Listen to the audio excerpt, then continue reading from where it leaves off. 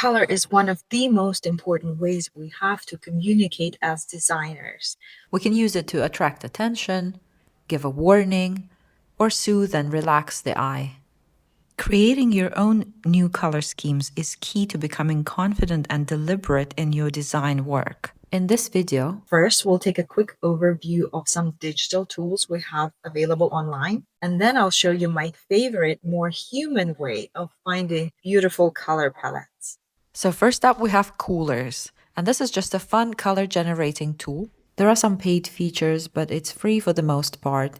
Once you create an account with them, this is what the interface looks like. And all you do here is just press the space bar on your keyboard to generate some random colors until you see the one you like, which is when you can press this little lock to keep that color in place while Coolers continues to offer other alternatives. When you see more colors that you like, you can keep locking those until you build a new palette.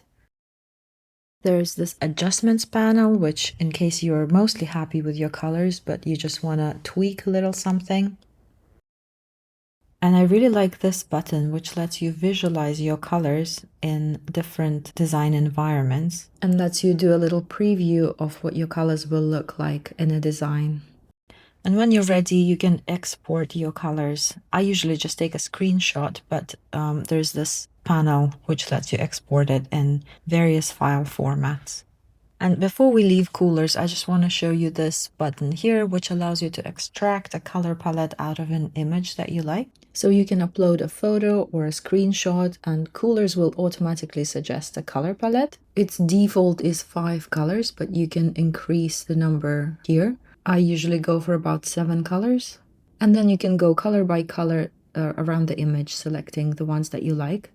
And when you're ready, you can click here to either save it or export your colors. I'm going to export mine as an image with a hex code. And this is what that color palette looks like when it's exported.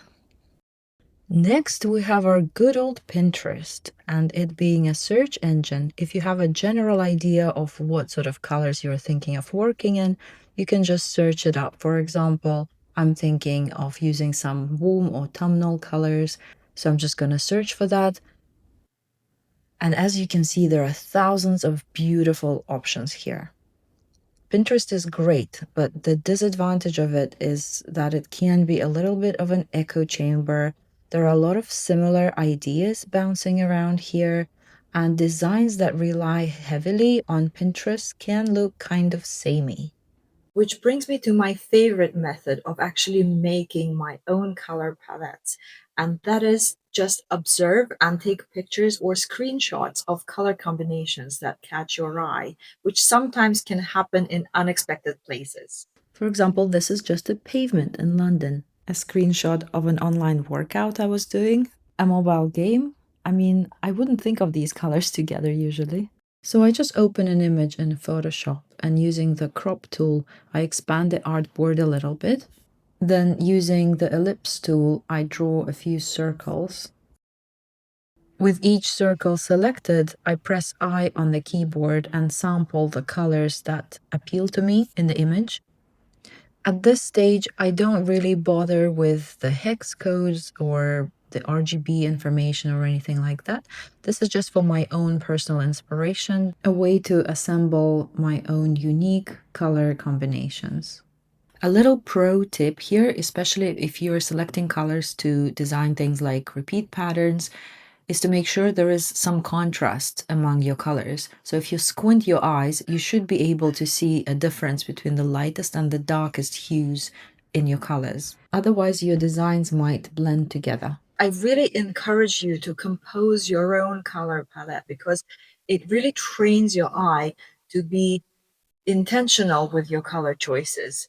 And you intuitively kind of train yourself to get good at this. Soon enough, you'll build a whole library of these color selections. And every time I begin a project, I flip through them to get my imagination going.